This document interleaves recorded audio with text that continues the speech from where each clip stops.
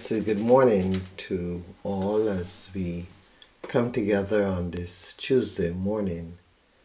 It is always a joy to be present with you, and I trust that today's devotion will be a blessing to us all. As we come into this day, we want to give thanks to Almighty God for just life, the ability to be present and to continue to share in this experience of the human family as we continue to work God's purpose out in our lives, as we continue to seek day by day to become closer to God and to try to understand better what God's purpose is for us. This morning then we come with open hearts and we come seeking God's grace. We come asking for God's help in clearing, cleansing, allowing us to be able to better convey His grace into this broken world. And so we come into our time of meditation now, and we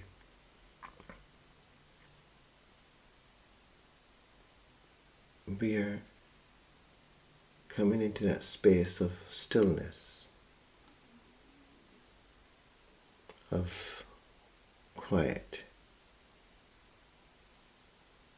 of inner peace.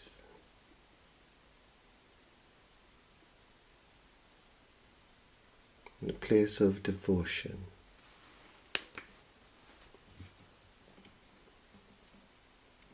True devotion.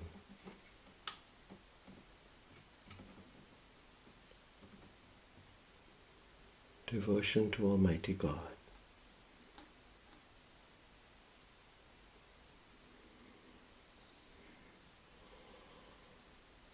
And we know God is here.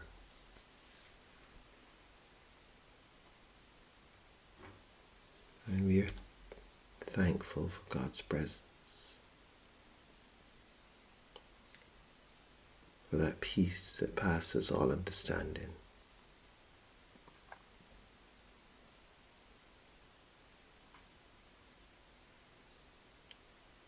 We come as children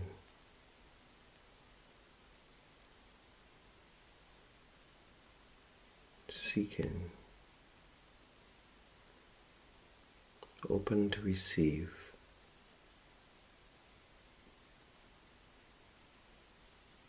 allowing, accepting.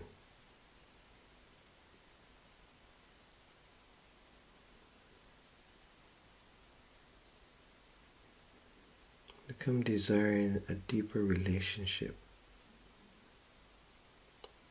with the divine. The all that is, the source, God.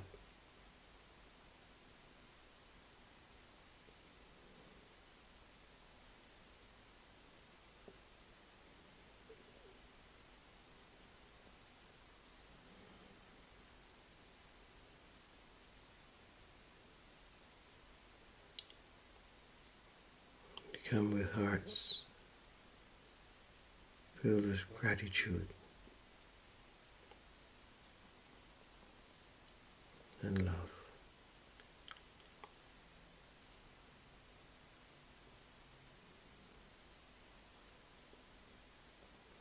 Become open to give, open to give all that we are.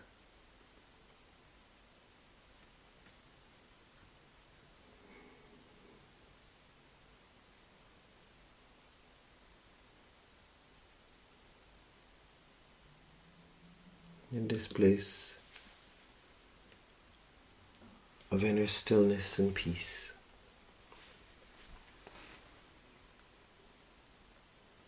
we listen to the Word.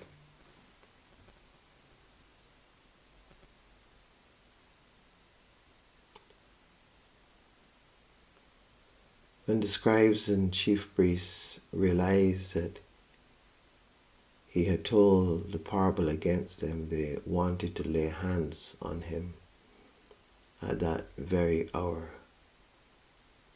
But they feared the people.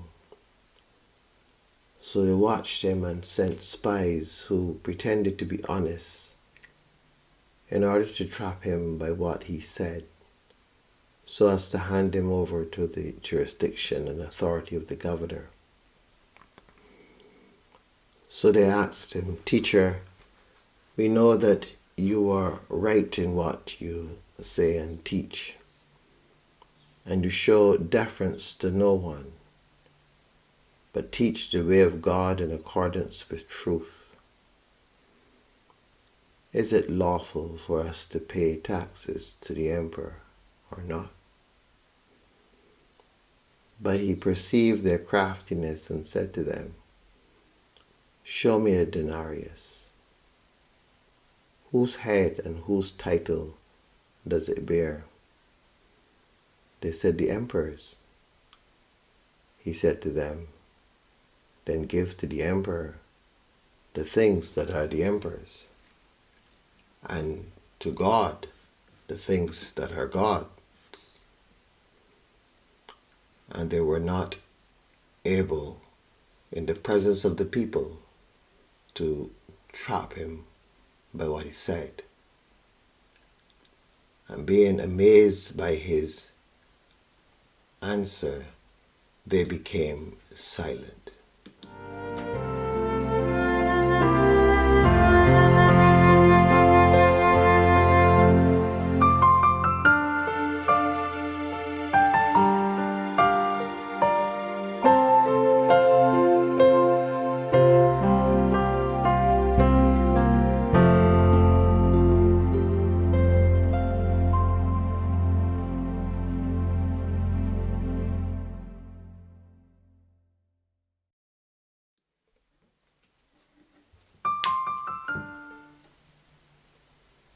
So Jesus is constantly under the eye of those around, constantly being challenged, constantly being in some way put in a position where they can find cause to have him arrested and removed, because they were at variance with the way in which he was being received by the people. But that, as we know, has been the story throughout the entire ministry of Jesus. But what is more important, I believe, is the gems that come from Jesus' mouth on these occasions, when he finds himself challenged by the folk of the day. The kind of things that he says to them, these things are amazing. They challenged Jesus about paying taxes to the emperor. And Jesus basically says to them, well, whose image and inscription is here? He said, the emperor's. He said, well, then give to the emperor the things that are the emperor's, and to God the things that are God's. So it is there that I would like us to reflect this morning. Giving to the emperor the things that the emperor is, given to God the things that are God's. For me, in this passage, the emperor represents all of those things that are temporal. Every aspect of our temporal lives.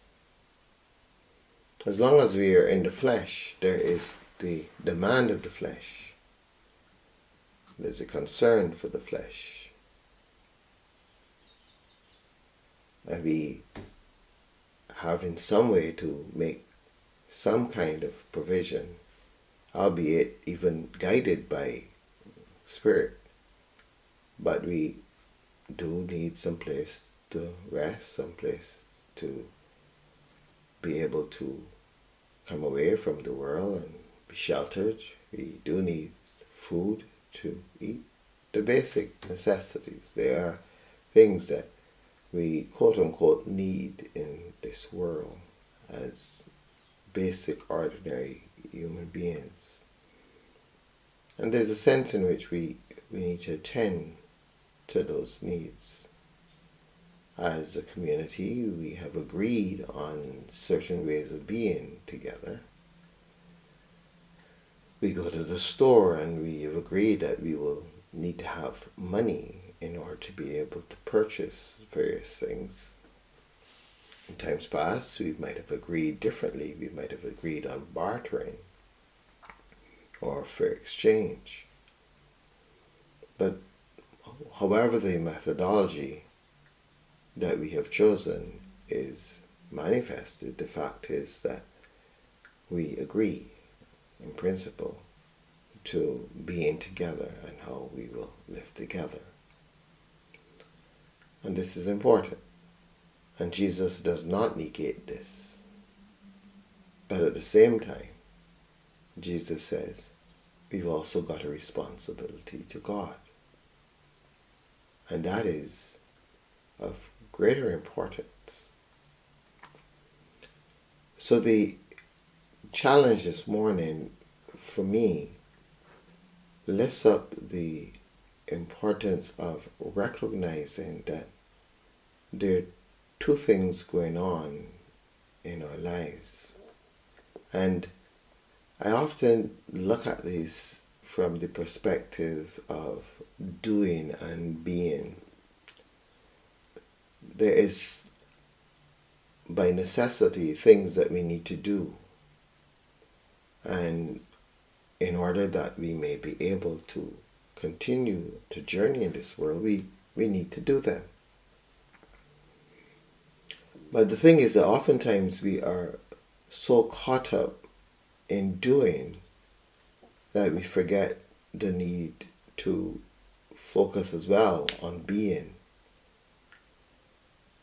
And this is where we become burnt out. This is where we become exhausted in our journey and we lose our way because we are focusing only on what we do or what is done to us. So it is all about the temporal nature of our journey. And we forget the eternal nature of our journey, the beingness, that out of which all things are derived, that space between one set of doing and another. It is important for us to create more and more this awareness. Now they come to Jesus and they come with this strict question: should we pay taxes? Should we get involved in life as it is? And the question stands, and as we look at it, the reality is, well, where are you? Are you not in life? Do you not have to do certain things in this world in order to be able to continue your life? Well, then you need to do that. But at the same time, there are other things that you need to put your focus on as well, which will enable you to have an even more improved experience of this journey and enable you to live this life to the fullest. Remember, Jesus would have said to the people that he has come to bring life and he's come to bring it with abundance. So there's no negating of the temporal, but there is an enhancement. And the reality that the enhancement is about that sense of being, or that sense of becoming more and more conscious of the eternal nature of our journey. That which is underneath the temporal journey, that which gives life to this temporal journey. For that is the greater focus in our world. So yes, there are those things that we're required to do in order to continue this physical journey.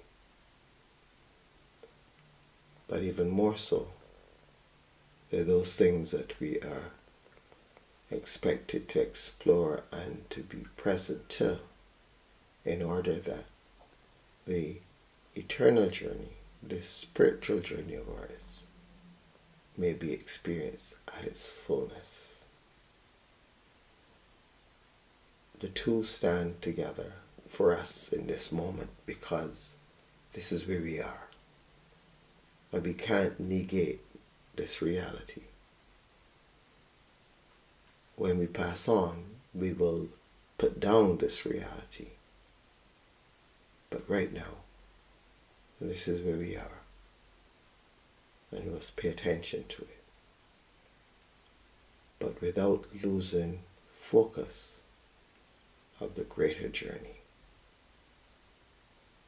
Give to the Emperor the things required by the Emperor.